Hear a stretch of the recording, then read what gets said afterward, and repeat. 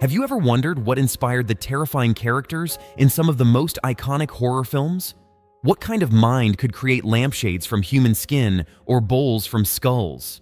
We're delving into the chilling story of Ed Gein, the Butcher of Plainfield. Let's start. Edward Theodore Gein was born on August 27, 1906, in La Crosse, Wisconsin, as the second son of George Philip Gein and Augusta Wilhelmina Gein. He had an older brother named Henry. Augusta was a fervently religious woman who often preached to her sons about the world's inherent immorality, the evils of drinking, and her belief that all women were inherently promiscuous and instruments of the devil. On April 1, 1940, Ed's father died of heart failure at the age of 66.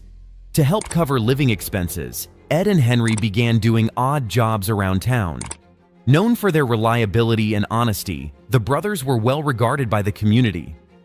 While Ed worked as a handyman, he also enjoyed babysitting for neighbors, seemingly relating better to children than adults. Henry, on the other hand, began dating a divorced mother of two and planned to move in with her.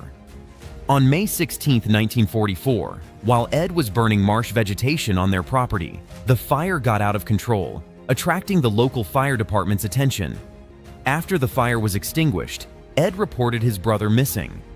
A search party later found Henry's body lying face down. Despite his body showing no signs of burns or injuries, the authorities initially believed he had died of heart failure. However, biographer Harold Schechter later reported that Henry had bruises on his head. Despite this, the police dismissed the possibility of foul play, and the county coroner listed asphyxiation as the cause of death. No official investigation or autopsy was conducted. After Henry's death, Ed and his mother were left alone.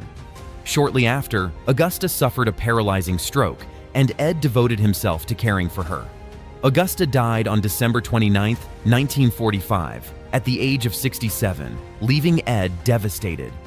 He had lost his only friend and one true love, and was now completely alone. Following her death, Ed left her room untouched, while the rest of the house fell into squalor.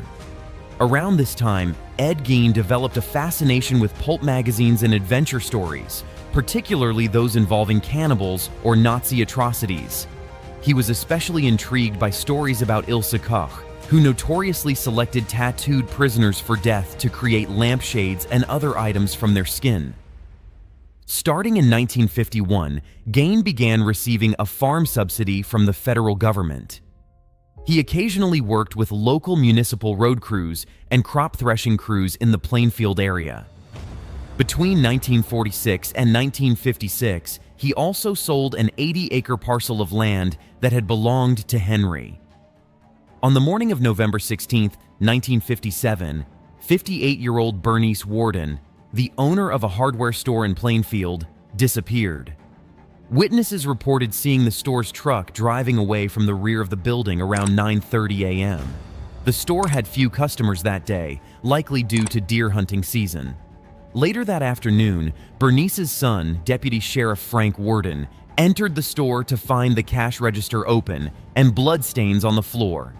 Frank informed investigators that Gein had been in the store the previous evening and was supposed to return the next morning for a gallon of antifreeze.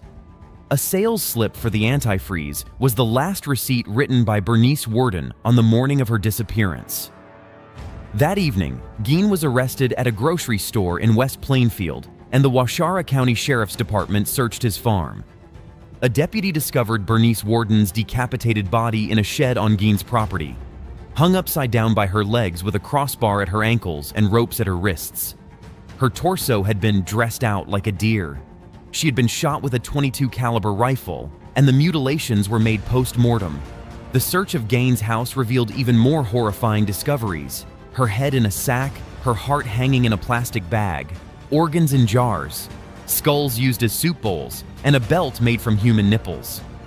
Under questioning, the 51-year-old Gein confessed to killing Bernice Worden and Mary Hogan 3 years earlier.